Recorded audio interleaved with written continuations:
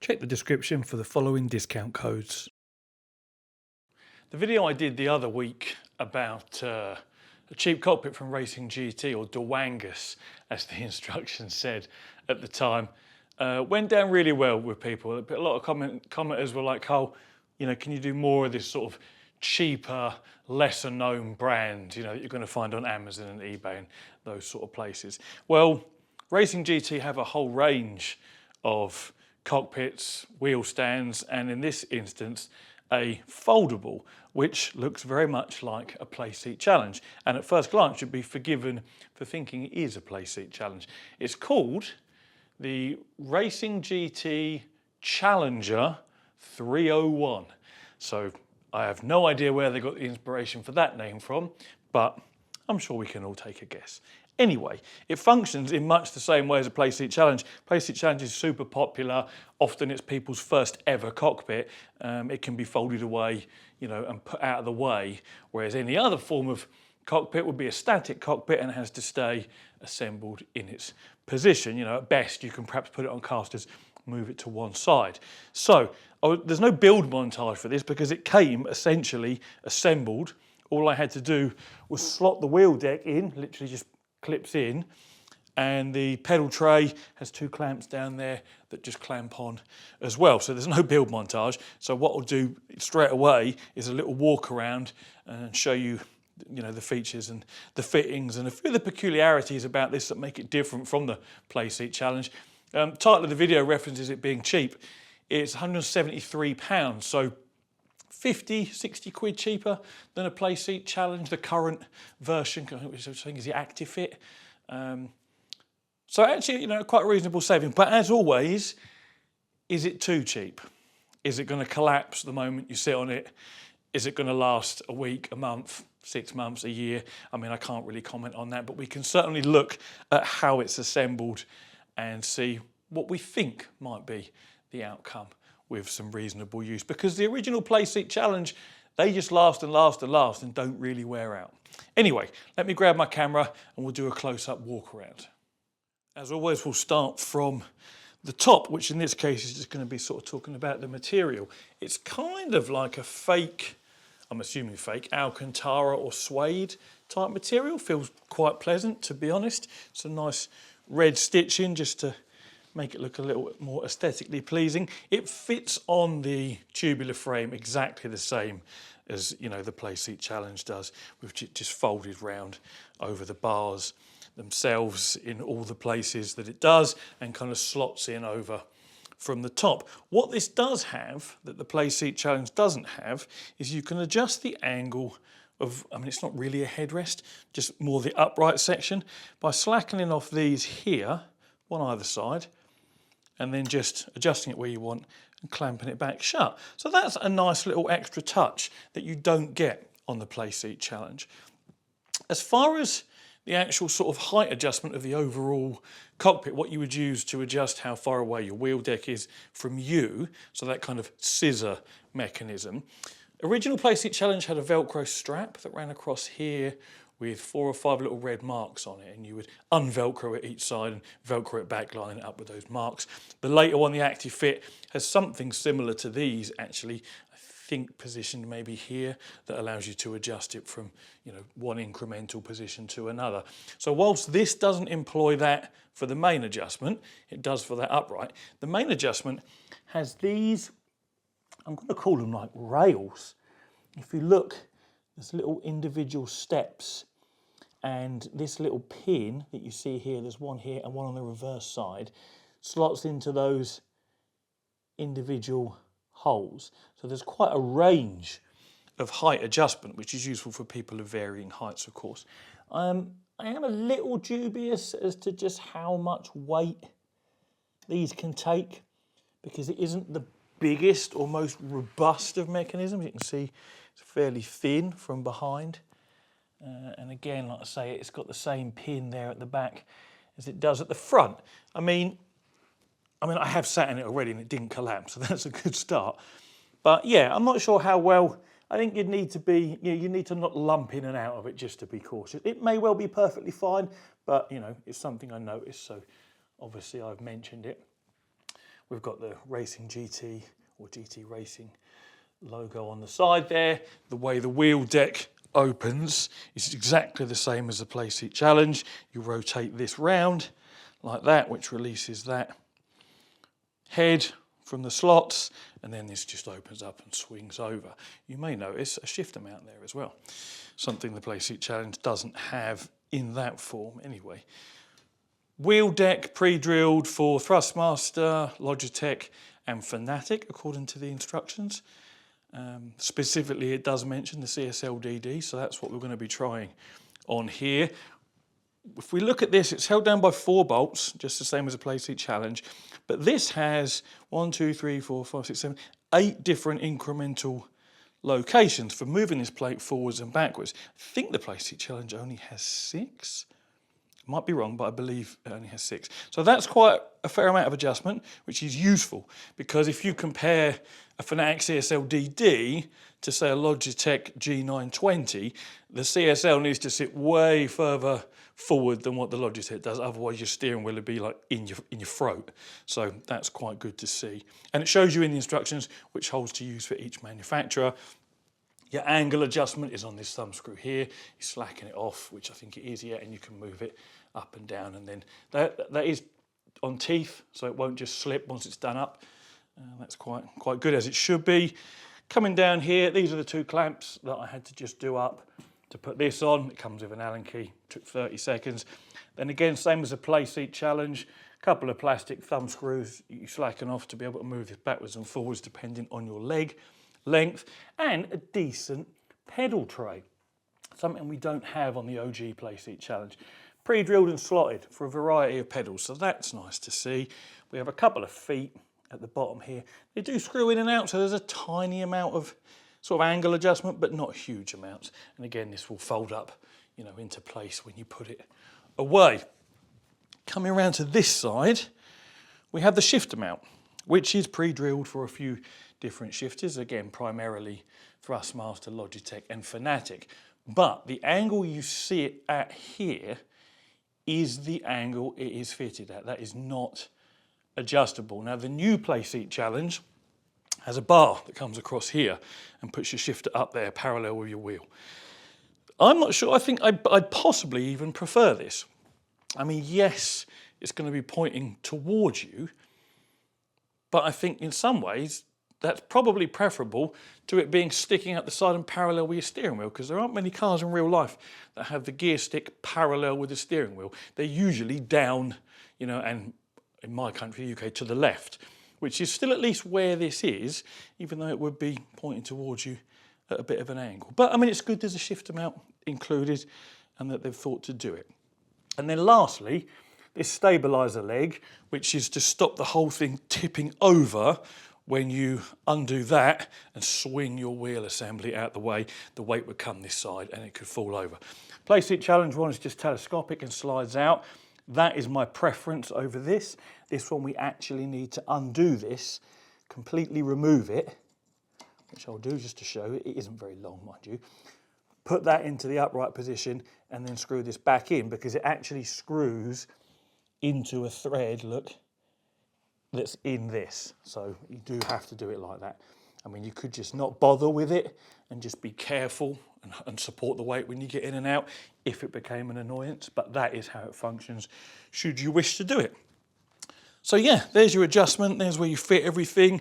You can see it's very similar to the Playseat Challenge, but at the same time, it does have some individuality to it, and things are done ever so slightly differently. So let's strap a CSL-DD to it and just give it a little race, see how it does. I'll put some footage up of me using this now whilst I just have a quick chat about it.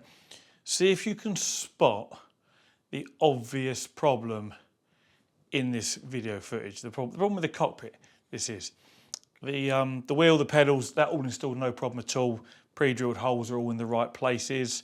The included bolts were the right length, so I could literally just bolt everything on without any issue at all there. Plenty of adjustment for the pedal distance forward and backwards, and plenty of adjustment forwards and backwards, and angle adjustment for the wheelbase as well. So that's all good.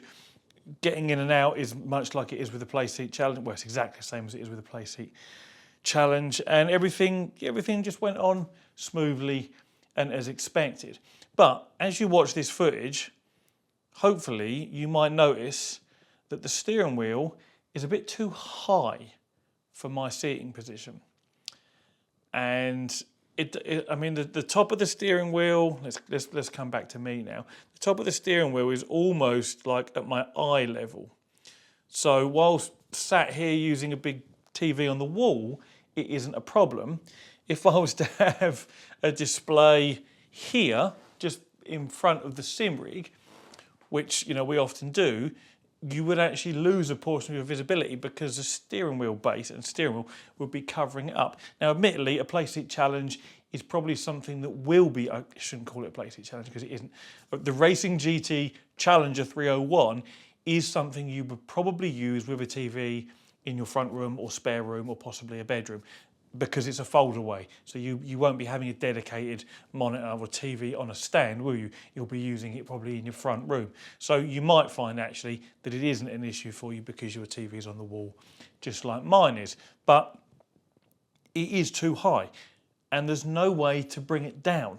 You can adjust the sort of scissor mechanism, as I sort of showed you earlier, which would bring me more upright, but then it would also bring my legs more upright, kind of folding me in half. It's just how they work, both on this Challenger 301 and the Playseat Challenge.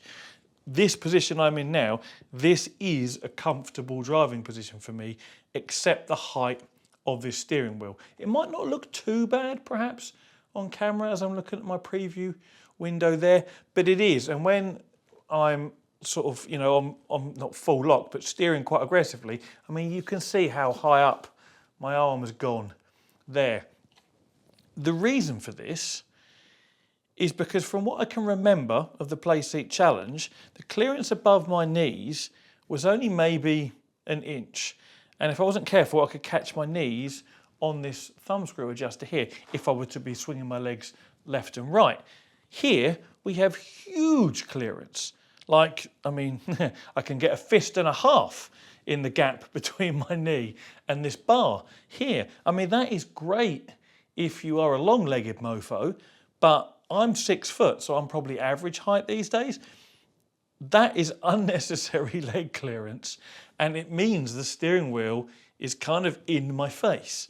So I don't really know, what, in an ideal world, this mechanism here would slot further into here, but of course it can't because of the way it works. This has to be here for the head of this bolt to go into the little cutouts of this latching mechanism. And of course there isn't clearance for it to slide in anyway. So short of chopping 4 or 5 inches out and getting it re-welded, this cockpit is really only useful for people who are very tall, because then obviously your upper body will be higher, shoulders higher, arms higher, head higher. You're going to be just fine. Or, maybe, I was going to say perhaps a steering wheel base that puts the wheel a bit lower, but this isn't exactly a tall wheel base anyway, is it, the CSL DD? Maybe a Logitech might sit a little lower, but the other thing I thought of was perhaps you could flip it underneath, but that's not going to work because then the wheelbase would literally be smashing between your legs, even if you could do it.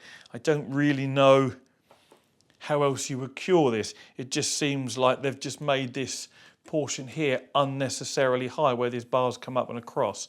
And now that's to the detriment of the cockpit. It feels solid to sit in. And one thing I forgot to mention earlier is there's a big Velcro strap across the back here, again, just like on the Playseat Challenge, that will allow you to adjust the support for your back. It will let you sink in the seat further or bring you further forward out if you pull it tighter.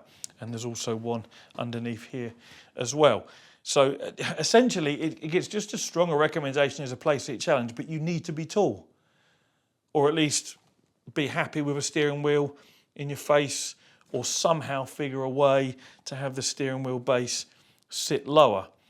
Aside from that, there's no real complaints. Yeah, you've got your usual wobble and flex. That's just what you get with this style of foldable cockpit. It's normal. The pedal tray doesn't really flex at all, which is actually really quite good. I get a bit of carpet sink, obviously, because there's just 2 feet that all the weight is going into, so that pushes into the carpet. But the pedal tray, I really can't grumble at. It's quite nice to use. But it's just this. It's in my face. Even this wobble didn't bother me too much because, I mean, you're not moving forwards and backwards when you race. You just see it in the footage. You're steering left and right. The torque is set to maximum for that footage that you saw. So that's all okay, like for what it is. It's just the fact that this is too high that causes me problems.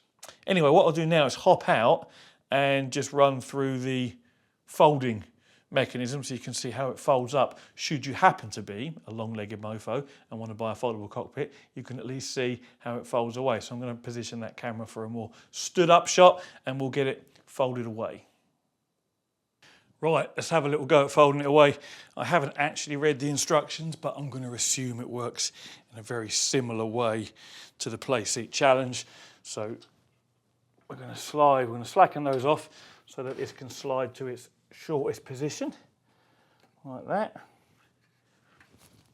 Now with this, let's remove the steering wheel because we can. And then slacken that off. Because if I remember rightly, we want it to be kind of like that sort of angle, something like that.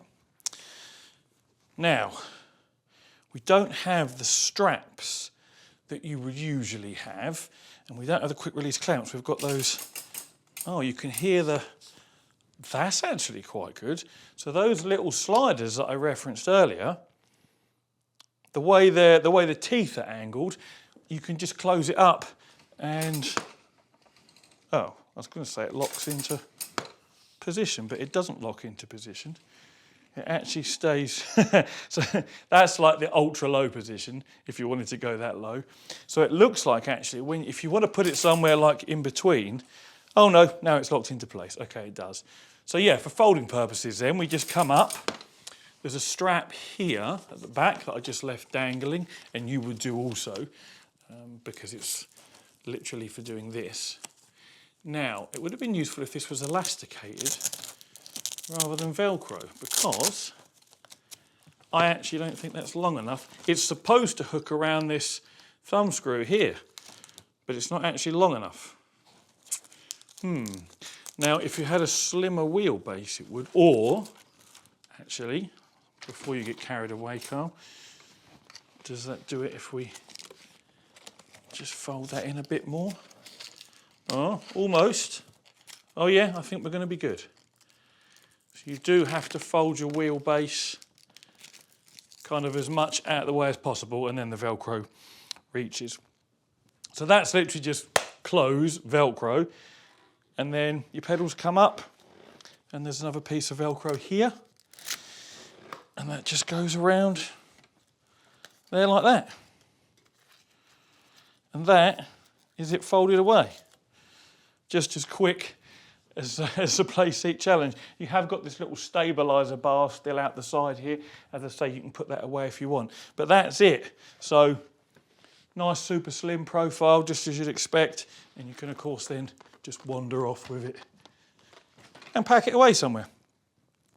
So, aside from the issues with that steering wheel position being kind of in my face like that, it works just as well as any other foldable cockpit, and it's super quick and easy to do.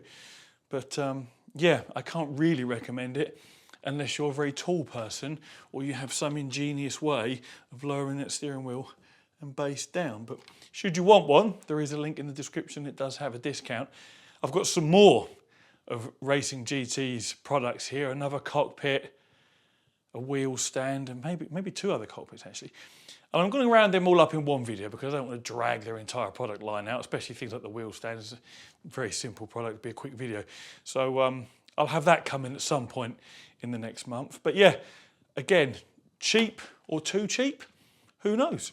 So far, this seems all right, apart from the issue with head height. Anyway, As always, thank you very much for watching and take it easy.